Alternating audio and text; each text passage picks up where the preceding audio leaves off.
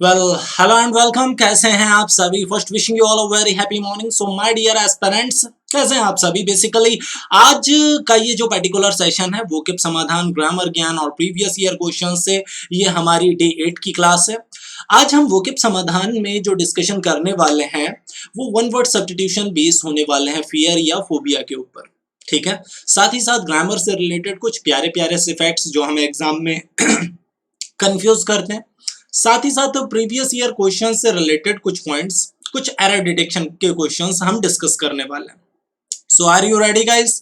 क्या हमारे सारे एस्पिरेंट्स तैयार हैं आज के इस धमाकेदार से सेशन के लिए? यस और नो? शुरू करते हैं फर्स्ट पॉइंट के साथ। And the very first one is fear and phobia से रिलेटेड पॉइंट है। भाई कुछ ना कुछ डर कहीं ना कहीं रहता है, किसी को किसी चीज से डर लगता है, किसी को किसी चीज से डर लगता है। ठीक है ना? सो आज देखते हैं, ज्यादा से ज्यादा फियर्स की बात करते हैं। ठीक है, ये किस किस टाइप के डर हो सकते हैं उनकी बात करेंगे। तो सबसे पहले फियर ऑफ ओल्ड एज, जो बुढ़ापे का डर होता है उसे क्या बोलते हैं? गैराफोबिया। It's what? गैराफोबिया। ठीक है, वृद्धावस्था का जो डर होता है, वैसे सभी में होता है ये डर कि कहीं हम बुढ़े ना हो जाएं, दैट कुड बी। ठीक है, same as fear of knowledge. वैसे नॉलेज का भी फियर होता है, नॉलेज का भी डर होता है कहीं ना कहीं। नोसिफोबिया, नोसियोफोबिया, नोसियोफोबिया। तो ये फियर ऑफ नॉलेज है, जो नॉलेज का डर है उसको रिलेट करते हैं नोसियोफोबिया से। Same as a fear of women, जो स्त्रियों से डर लगता है या स्त्रियों का जो डर होता है उसको क्या बोलते हैं? गायनियोफोबिया, गायनियोफोबिया।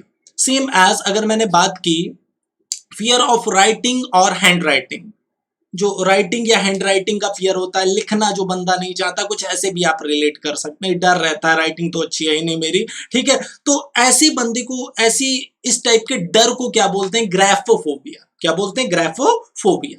Same as an irrational and intense fear of travel, एक बंदा जिसे ट्रैवल करना बिल्कुल पसंद नहीं है, ट्रैवल करने से डर लगता है। ठीक है ना? सो ये क्या हो गया? होडोफोबिया। ये क्या हो गया? होडोफोबिया। अगला पॉइंट क्या है? एन एक्सेसिव फियर और एवर्जन टू ऑब्टेनिंग प्लेजर, मतलब जो आनंद लेने से डरता है, जो प्लीजर से डरता है। ठीक है ना? जिसके अंदर डर है, प्लीजर। जैसे कि कुछ पॉइंट्स आपने देखे होंगे, कुछ लोगों के अंदर नेगेटिविटी चलती रहती है। नेगेटिविटी मतलब क्या? पॉजिटिव में भी नेगेटिव देखना। ठीक है ना? कि अगर ऐसा हुआ ये तो अच्छी बात है, लेकिन फिर ऐसा हो गया तो। ठीक है, तो मतलब जो प्लीजर से भी डरते हैं उसका भी उनके अंदर डर होता है कहीं ना कहीं। हेडेनोफोबिया, हेडेनोफोबिया। समझ में आ गई बात? ओके, चलिए चलते हैं नेक्स्ट पॉइंट की ओर। And the very next one is fear of a disease, जो बीमारियों का डर होता है उसको आप हेमेटोफोबिया से रिलेट कर सकते हैं। An obviously fear of words, word से जो फियर होता है, जो डर होता है, उसको हम बोल सकते हैं लोगोफोबिया। वर्ड्स का जो डर है, शब्दों का जो डर है, उसको आप लोगोफोबिया से रिलेट कर सकते हैं। An extreme fear of wind और ड्राफ्ट्स, जो एक्सट्रीम फियर है हमें, जो विंड, हवाओं से जो डर लगता है, झोंकों से जो डर लगता है हवा के, मैनेमोफोबिया। इसको आप किससे रिलेट कर सकते हैं सर? मैनेमोफोबिया से रिलेट कर सकते हैं। ठीक है ना? अगला, एन एक्सट्रीम और इरेशनल फियर ऑफ नाइट और डार्कनेस, मतलब जो हमारे अंदर डार्कनेस या नाइट का डर होता है। वैसे नाइट से डर लगता है आप लोगों को? नहीं लगता है? बताइए, अंधेरे में डर लगता है? नहीं लगता है? कभी भी नहीं? पक्की बात? ओके, हॉरर मूवी देखने के बाद लगता होगा।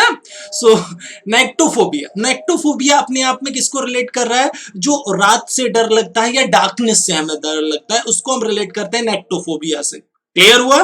Okay, so the very next one is, अगला पॉइंट क्या है? फियर ऑफ मेडिकेशन, जो इलाज से डर लगता है हमको, किसी भी बंदे को। फार्माकोफोबिया से आप रिलेट कर सकते हैं इसको। Fear of death, fear of death, जो मौत से डर लगता है इंसान को। ठीक है, वैसे सभी को लगभग लगता ही है मौत से डर। तो इस मौत के डर को क्या बोलते हैं? थैनेटोफोबिया। ये क्या हो गया हमारा? थैनेटोफोबिया से हम रिलेट कर सकते हैं इसको। ठीक है, same as an extreme superstition regarding the number 13। अब एक सिंपल सी चीज समझिएगा, 3-13 का जो डर रहता है, 3-13 का डर समझ रहे हैं ना? 13 नंबर के लिए जो सुपरस्टिशन है लोगों के अंदर, उसको रिलेट करते हैं यहाँ पे। तो बहुत ही प्यारा वर्ड है, देखिए ट्रिकेस्टेकोफोबिया, कुछ ऐसा, मतलब बहुत ही प्यारा वर्ड है ये, जो 13 के लिए जो फोबिया है, 13 नंबर के लिए जो डर है लोगों के अंदर, जो 13 नंबर के लिए डर है, उसको आप इससे रिलेट कर सकते हैं। Is that clear? समझ में आ गई बात? यस, काफी प्यारे से वर्ड हैं, समझ में आ गए सारे? ओके, स्क्रीनशॉट ले लेंगे, स्क्रीनशॉट ले लेंगे और इन वर्ड्स को राइट डाउन कर लेंगे आज, ठीक है ना, क्योंकि ये वर्ड्स काफी प्यारे हैं और काफी ज्यादा एग्जाम में पूछे भी जाते हैं, ठीक है। चलते हैं कुछ ग्रामर रूल्स की ओर, और ग्रामर रूल्स में सबसे पहला जो हमारे पास रूल है, when a number of adjectives are used together, जब कई टाइप के एडजेक्टिव्स एक साथ यूज करते हैं, order depend on the function of the adjective, तो उनका जो ऑर्डर है, किस क्रम में उनको रखना है, वो एडजेक्टिव के फंक्शन पे डिपेंड करता है, ठीक है ना। द यूजुअल ऑर्डर इज, जो इसका यूजुअल ऑर्डर है वो क्या है, पहले हम क्वांटिटी की बात करते हैं, फिर हम वैल्यू या ओपिनियन को रिलेट करते हैं, फिर हम साइज की बात करते हैं, आफ्टर दैट हम टेम्परेचर की बात करते हैं, आफ्टर दैट हम एज की बात करते हैं, shape, colour, origin and material. चलिए इससे रिलेटेड भाई ये क्या क्या है, थोड़ा एग्जांपल भी देख लेते हैं। अगर मैं क्वांटिटी की बात करूंगा, अगर मैं क्वांटिटी की बात करूंगा तो इसमें क्या आ गया, 4 आ गया, 10 आ गया, फ्यू आ गया, सेवरल आ गया, ठीक है। अगर मैं वैल्यू या ओपिनियन की बात करूंगा तो भाई वैल्यू या जिसको लेके मेरी जो ओपिनियन है, जैसे कोई चीज डेलिशियस, बहुत ही स्वादिष्ट है, चार्मिंग है, ब्यूटीफुल है, ये सब क्या हो गया, हमारे ओपिनियन हो गए। तो पहले हम क्वालिटी की बात करेंगे, फिर हम ओपिनियन की बात करेंगे, आफ्टर दैट साइज, साइज में क्या हो गया, टॉल, टिनी, ह्यूज, ये सब हमारे क्या हो गए, साइज हो गए, ठीक है। तो आफ्टर दैट हम किसको रिलेट करेंगे, साइज को रिलेट करेंगे। फिर आएगा टेम्परेचर, हॉट, कोल्ड, जो भी टेम्परेचर है, फिर हम उसको रिलेट करेंगे। आफ्टर दैट बात होगी एज की। अब एज कैसी हो सकती है, old, young, new, 14 year old, ये सब एज को रिलेट कर रहा है। शेप, आफ्टर दैट बात होती है किसकी, शेप की। After that colour, after that origin, और आफ्टर दैट मटीरियल, ठीक है ना। कलर में रेड, पर्पल, ग्रीन, ओरिजिन में जो भी स्वीडिश, विक्टोरियन, चाइनीज, मटीरियल में ग्लास, सिल्वर, वुडन, ये सब मटीरियल्स हो गए हमारे। सो क्लियर हुई ये चीजें आपको, ठीक है। अब क्लियर कैसे होगा भाई, जरूरी थोड़ा ना सारे के सारे एडजेक्टिव आ जाएंगे, 2 एडजेक्टिव आए तो क्या करेंगे सर, कुछ नहीं करेंगे, सिंपली बस समझेंगे। मान लो एक क्वांटिटी की बात कर रहा है, एक टेम्परेचर की बात कर रहा है, और एक ओरिजिन की बात कर रहा है या मटेरियल की बात कर रहा है, तो पहले हम क्वांटिटी को रख देंगे, फिर टेम्परेचर को रख देंगे, फिर ओरिजिन को रख देंगे। सीक्वेंस यही रहेगा, सीक्वेंस यही रहेगा, याद रखिए, ठीक है। चलिए कुछ एग्जांपल्स पे चलते हैं और देखते हैं कैसे रिलेट करेंगे इसको। देखिए ध्यान से देखिए, they have a lovely old red post box, ठीक है ना। अब देखिए सबसे पहले हमने बात की लवली की, फिर ओल्ड, फिर रेड। लवली, लवली यहां पे क्या हो गया, ओपिनियन हो गई हमारी, जो उसके लिए है लवली। तो सबसे पहले हमने ओपिनियन को रख दिया, उसके बाद में ओल्ड एज की बात कर दी, ओल्ड एज की बात कर दी, और उसके बाद कलर रेड की बात कर दी। तो देखिए पहले हमने वहां पे क्या रखा, ओपिनियन को रखा, लवली जो हमारी ओपिनियन है, उसके बाद में हमने क्या, एज की बात की, और उसके बाद हमने रेड बोला, मतलब कलर की बात की। समझ में आया? तो सीक्वेंस यही रहेगा, ये याद रखिएगा, ठीक है। अब अगर मैं बोल देता ओल्ड रेड लवली, अगर यहां पे मैं ऐसा कुछ बोल देता old red lovely post box, तो ये गलत हो जाता। Red old lovely post box गलत हो जाता, red lovely old post box ये भी गलत है, ठीक है। सीक्वेंस को याद रखिएगा, ठीक है ना। So same as the play room has 6 small round plastic tables. देखिए ध्यान से समझिए, 6 नंबर को डिनोट कर दिया, स्मॉल साइज को डिनोट कर दिया, कहीं ना कहीं राउंड शेप को डिनोट कर दिया, प्लास्टिक मटेरियल को डिनोट कर दिया, उसके बाद टेबल आया, ठीक है ना। Same as I bought some charming Victorian silver ornaments, Victorian silver ornaments. अब देखिए ध्यान से समझिए, विक्टोरियन क्या है, ओरिजिन है, और सिल्वर क्या है, मटेरियल है। तो पहले हमने ओरिजिन को रखा, ओरिजिन क्या था, विक्टोरियन था, और उसके बाद सिल्वर हमारा क्या है, मटेरियल, ठीक है ना। सो कुछ ऐसा स्ट्रक्चर जाएगा हमारा। She is selling her flashy 3 year old Italian car, she is selling her flashy 3 year old Italian car. अब देखिए flashy 3 year old Italian car, तो हमने सबसे पहले क्या अपनी ओपिनियन की बात कर दी, उसके बाद 3 ईयर ओल्ड एज की बात कर दी, फिर इटालियन कार हो गया, ठीक है ना। It was a beautiful cold day, तो ब्यूटीफुल पहले हमने ओपिनियन की बात कर दी, उसके बाद में कोल्ड टेम्परेचर को रिलेट किया और उसके बाद डे से रिलेट कर दिया। क्लियर हुई ये चीज?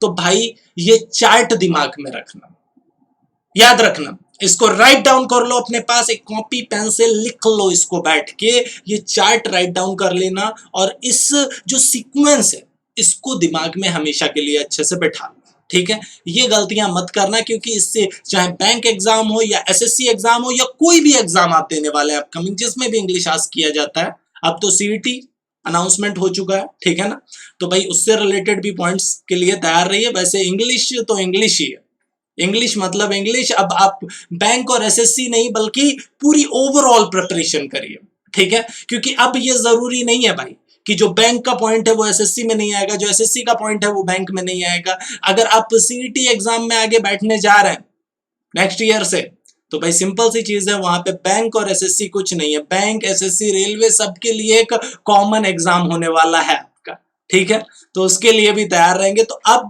कुछ बैंक नहीं, कुछ एसएससी नहीं, अब आपको सब्जेक्ट पे फोकस करना है, चाहे वो मैथ्स हो, मैथ्स मतलब पूरा सब्जेक्ट, इंग्लिश मतलब पूरा सब्जेक्ट, ठीक है, उस पे फोकस करना है, ठीक है। चलिए चलते हैं नेक्स्ट पॉइंट की ओर, and the very next one is, बाकी इससे रिलेटेड कोई भी कंफ्यूजन हो, कोई भी डाउट हो, टेलीग्राम चैनल पे आस्क कर लीजिएगा, ठीक है ना। Okay, so the very next one is, अब अगला पॉइंट क्या कह रहा है हमसे, देखिए एडजेक्टिव, ईडी और आईएनजी फॉर्म्स। देखिए एडजेक्टिव की जो ईडी और आईएनजी फॉर्म्स हैं वो हमें काफी कंफ्यूज करती हैं सर एग्जाम में। अब ध्यान से समझिए, कब ईडी फॉर्म का यूज करते हैं और कब आईएनजी फॉर्म का यूज करते हैं, थोड़ा सा कॉन्सेंट्रेट रहिएगा यहाँ पे। Many adjectives can end in ed or ing. For example, I am excited about tomorrow. This is an exciting book. अच्छा, दोनों में डिफरेंस देखिए क्या है। मैं एक्साइटेड हूं कल के लिए, और ये बुक क्या है, एक्साइटिंग, जिसकी बात कर रहे हैं जब उसको क्वालिफाई किया तो एक्साइटिंग का यूज किया, और मैं किसी चीज के लिए एक्साइटिंग हूं मतलब कोई चीज के बेस में मेरे ऊपर जो इफेक्ट पड़ रहा है उस बेस पे मैंने एक्साइटेड का यूज किया, ठीक है। ध्यान से समझिए कैसे यूज करते हैं। जैसे अगर मैंने बोला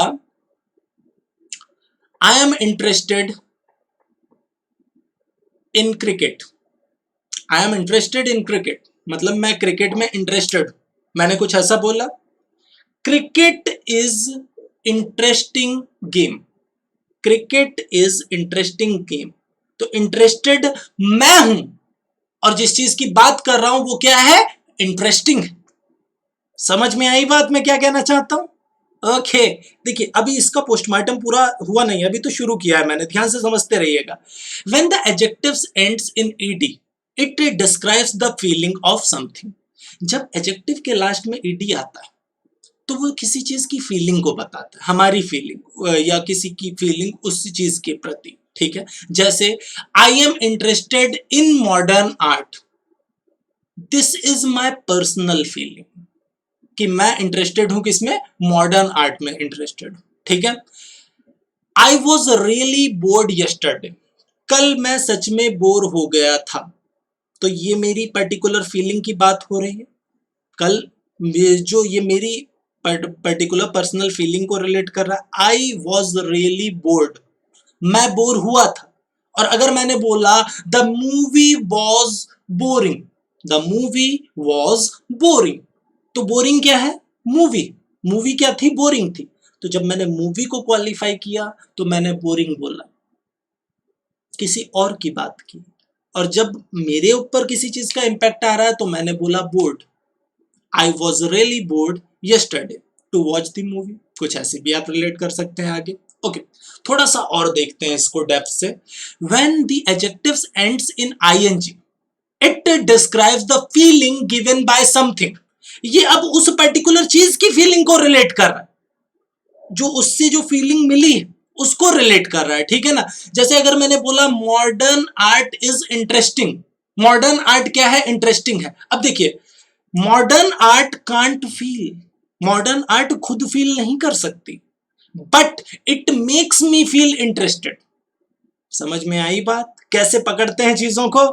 ओके, तो भाई प्यार से बिल्कुल नॉर्मली चीजों को देखो, चीजें बहुत आसान है, ठीक है। जैसे अगर मैंने बोला I am interested in modern art और मॉडर्न आर्ट इज इंटरेस्टिंग, ठीक है। तो जब हमने मॉडर्न आर्ट की बात की तो हमने इंटरेस्टिंग का यूज किया, जब मैंने खुद की बात की कि भाई मैं इंटरेस्टेड हूं तो मैंने इंटरेस्टेड बोला, ठीक है। ओके, अगला point, the news was shocking. अब शॉकिंग क्या है? न्यूज है, और शॉक कौन हुआ? मैं। समझ में आई बात? जैसे जो न्यूज है वो क्या है? शॉकिंग है। न्यूज है वो क्या है? शॉकिंग है। और जिसको वो न्यूज मिली वो न्यूज सुन के क्या हुआ? शॉक्ड हुआ। समझ में आई बात? ओके, देखिए ध्यान से समझ पा रहे हैं इस चीज को, क्या डिफरेंस है? बहुत ही प्यार से समझेंगे चीजों को। The news gives us a shocking feeling.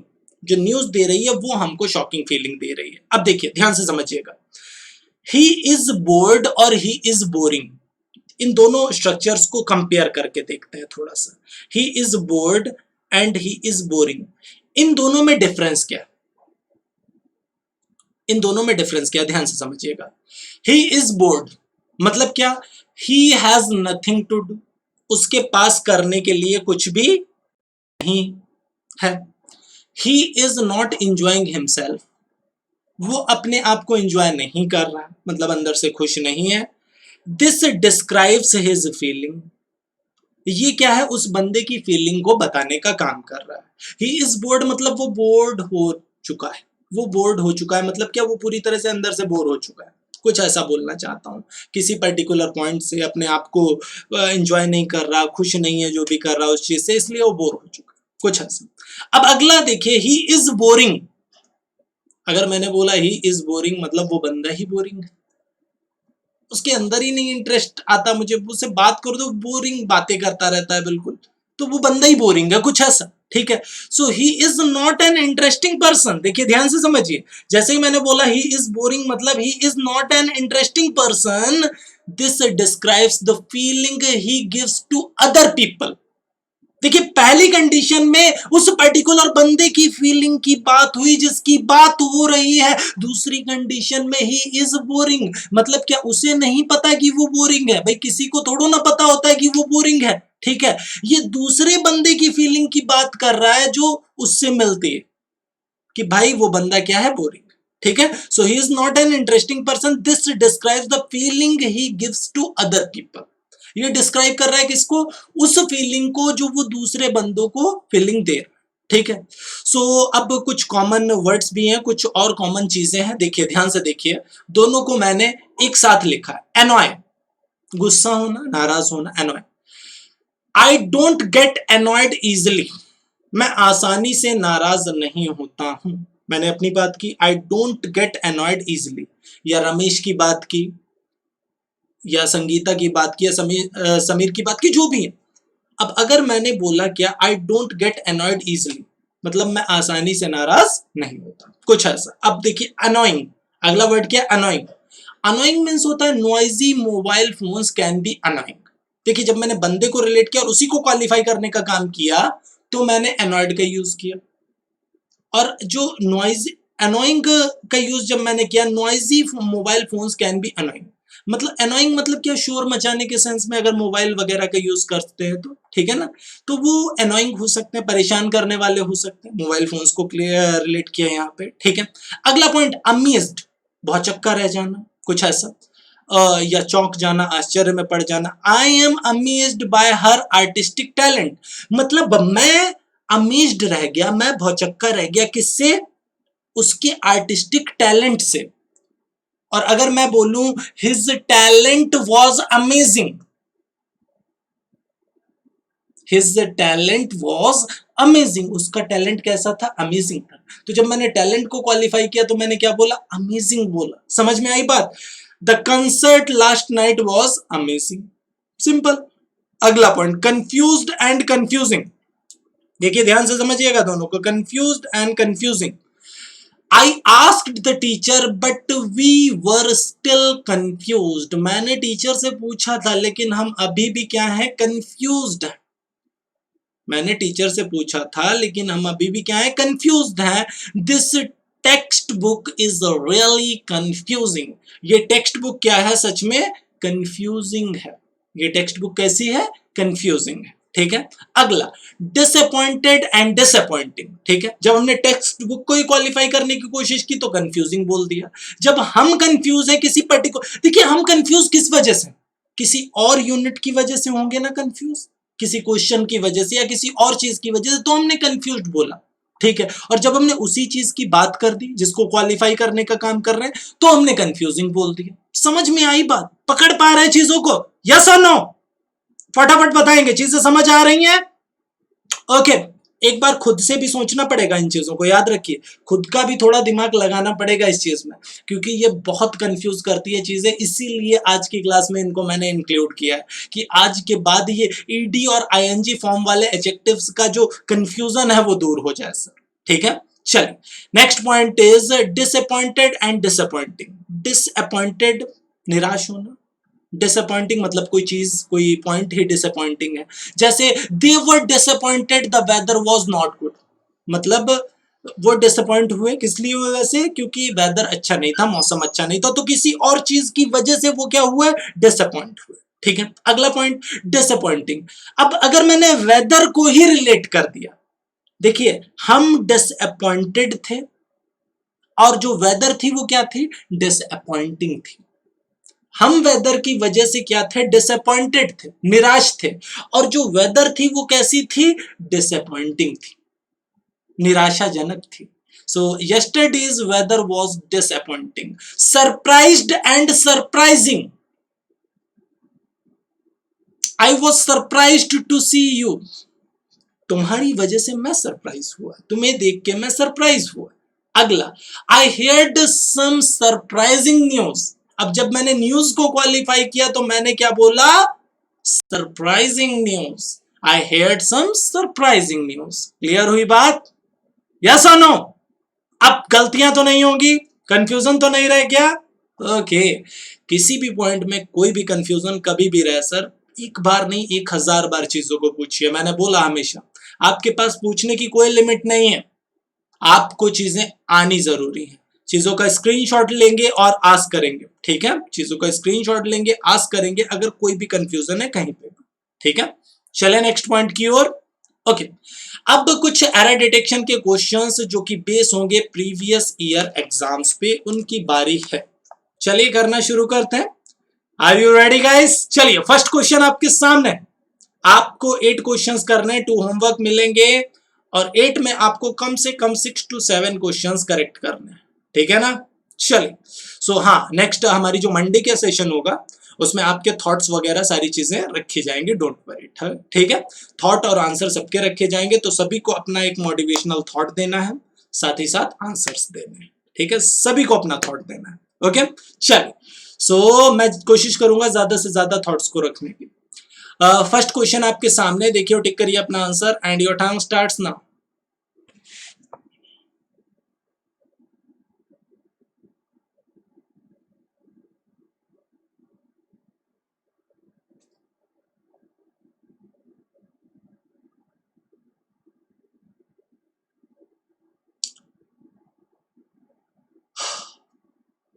No one inform me that you would be absent। अच्छा, पास्ट को डिनोट करने का काम कर रहा है नहीं कर रहा, जरा बताओ मुझे। पास्ट को डिनोट कर रहा है नहीं कर रहा? बिल्कुल कर रहा है। अब अगर पास्ट को डिनोट कर रहा है तो इन्फॉर्म कैसे होगा? इन्फॉर्म्ड होना चाहिए भाई। इन्फॉर्म कैसे होगा? इन्फॉर्म्ड होना चाहिए। और अगर इन्फॉर्म्ड होना चाहिए तो बीमारी किस पार्ट में है? फर्स्ट पार्ट में। बिल्कुल बिल्कुल बिल्कुल, अगर आप फर्स्ट पार्ट टिक कर रहे हैं तो नो डाउट आपने सिक्सर मार दिया फर्स्ट क्वेश्चन पे। बिल्कुल पूरी तरह से करेक्ट है आपका आंसर, पूरी तरह से करेक्ट है आपका आंसर। ठीक है, सो वेरी गुड। चले नेक्स्ट क्वेश्चन की ओर। देखिए ऑप्शन पे फोकस करिएगा, ऑप्शन कुछ जम्बल्ड भी मिलेंगे। ठीक है, तो गलतियां मत करिएगा। Next question, your time starts now. ये थोड़ा ट्रिकी क्वेश्चन है, फंसा सकता है, सोच समझ के टिक करना आंसर।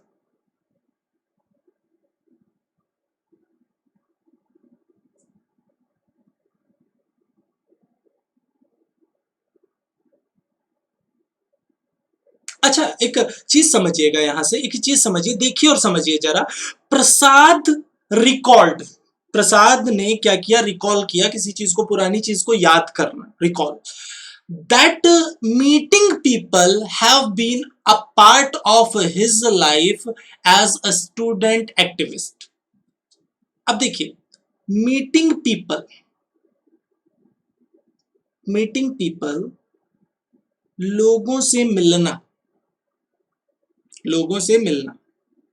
अगर मैं मीटिंग पीपल की बात करूं तो ये एक एक्टिविटी है, ये एक एक्ट है, ये एक एक्शन है। पीपल के साथ तो हैव आना चाहिए, नो डाउट हैव आना चाहिए, लेकिन अगर मीटिंग पीपल मैंने लिखा है तो ये एक एक्टिविटी की बात हो रही है, मतलब यहां पे हैज का यूज होना चाहिए।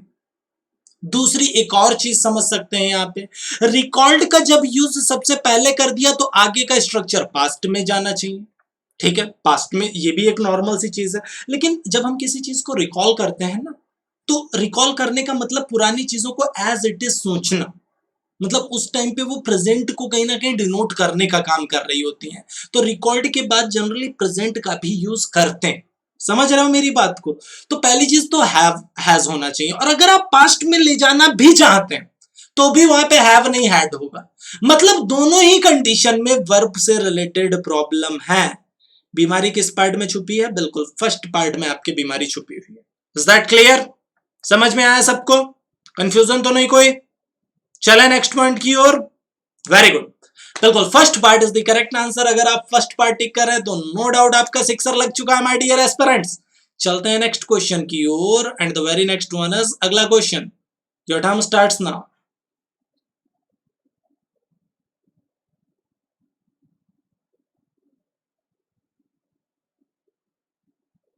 बहुत ही हलवा टाइप का क्वेश्चन, फटाफट देखेंगे और टिक करेंगे आंसर।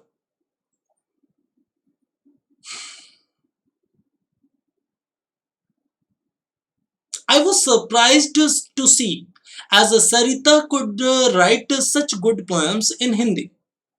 अच्छा देखिए, ध्यान से समझिए, आई वॉज सरप्राइज टू सी, यहां पे ये जो एज का यूज हुआ है, क्या ये सही है? मैं ये देखकर सरप्राइज हुआ, क्या देखकर, Sarita could write such good poems in Hindi. मतलब क्या, ये जो एज का यूज है ये अपने आप में सुपरफ्लुअस, ये स्टेटमेंट को रॉन्ग कर रहा है कहीं ना कहीं।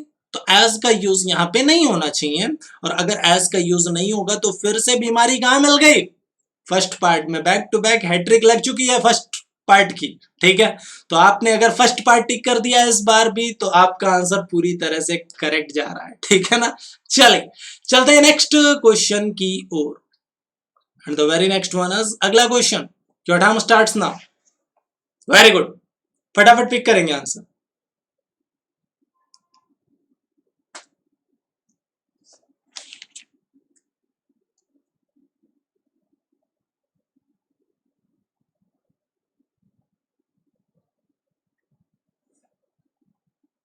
We have sufficient food and clothing. About the food victims in Kerala. We have sufficient food and clothing. About या फॉर, मतलब किसी के लिए है ना, हमारे पास जो सफिशिएंट फूड है और क्लोथिंग है, किसी के लिए, किसके लिए, फ्लूड विक्टिम्स जो हैं केरला के, उनके लिए, जो बाढ़ पीड़ित लोग हैं केरला के, उनके लिए। तो भाई के लिए के सेंस में अबाउट का यूज नहीं करते, अबाउट मींस के बारे में के सेंस में यूज करते हैं। तो अबाउट की जगह पे फॉर का यूज होना चाहिए, तभी स्टेटमेंट करेक्ट होगा। और अगर फॉर का यूज होगा तो बीमारी कहां छुपी हुई है, बिल्कुल थर्ड पार्ट में। अबाउट का यूज तो यहीं पे हुआ है ना सर, क्लियर हुआ, यस और नो। तो बीमारी कहां जाएगी, बिल्कुल third part is the correct answer. अगर आप थर्ड पार्ट टिक कर रहे हैं ना सर, तो आपका आंसर पूरी तरह से करेक्ट जा रहा है। चलते हैं नेक्स्ट क्वेश्चन की ओर, and the very next one is अगला क्वेश्चन आपके सामने। देखिए और टिक करिए अपना answer, and your time starts now.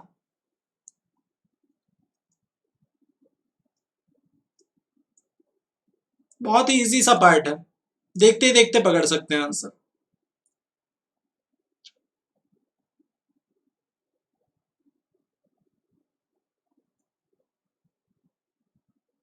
Everything has became very expensive, became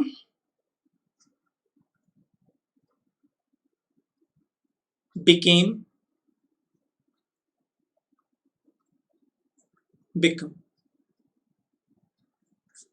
मतलब बिकम की जो थर्ड फॉर्म होती है वो बिकम ही होती है, बिकम की जो फर्स्ट थर्ड फॉर्म होती है वो बिकम ही होती है। तो ये जो बिकेम लिखा हुआ है, हैज के साथ तो V3 का यूज करते हैं ना, वर्ब की थर्ड फॉर्म का यूज होता है। और अगर मैं वर्ब की थर्ड फॉर्म की बात कर रहा हूं तो बिकम ही होगा, बिकेम तो वर्ब की सेकंड फॉर्म है जो गलत हो जाएगी, ठीक है। तो आपका जो आंसर जाएगा वो सेकंड पार्ट है, बिल्कुल एवरीथिंग हैज बिकम, जो मिल रहा है वो सेकंड पार्ट में मिल रहा है। अगर आप सेकंड पार्ट टिक कर रहे हैं तो नो डाउट आपका सिक्सर लग चुका है। Well done dear aspirants. चल रहे हैं नेक्स्ट क्वेश्चन की ओर और देखते हैं भाई अगला प्यारा सा नन्ना मुन्ना सा क्वेश्चन आखिर हमसे कहना क्या चाहता है। देखिए और टिक करिए अपना answer. Your time starts now.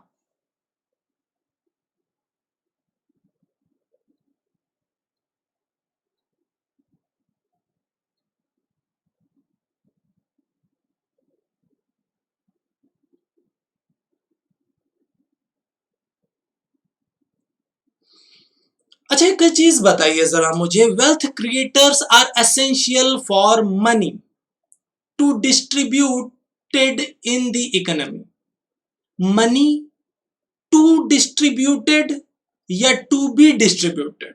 भाई एक्टिव से पैसिव में हम जाते हैं तो याद रखिएगा टू प्लस वर्ब का फर्स्ट फॉर्म को हम कन्वर्ट करते हैं किसमें, to be plus V3, to be plus verb के थर्ड फॉर्म में जाता है, ठीक है।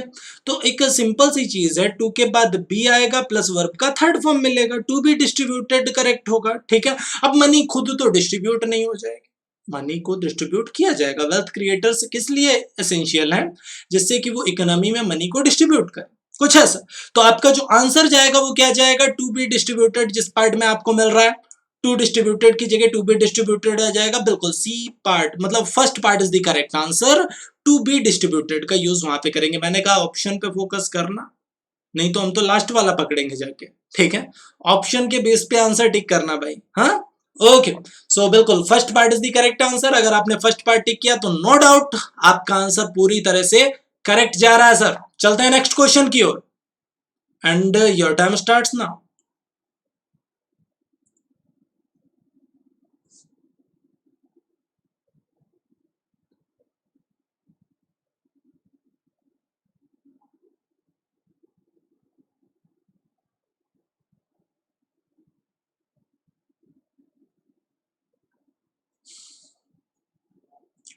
In order for he to attend the meeting, भाई पूरा पूरा स्ट्रक्चर ही गलत है। In order for he to क्या होना चाहिए वैसे, अगर ये गलत है तो क्या होना चाहिए, in order to attend the meeting, in order to attend the meeting he needs to prepare exhaustive notes.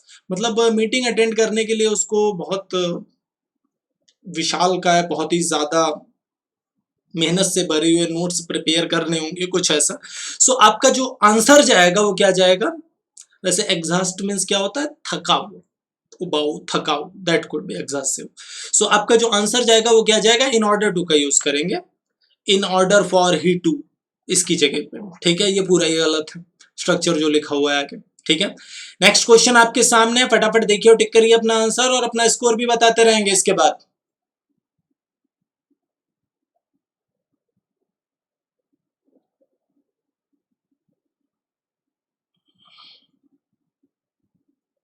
Okay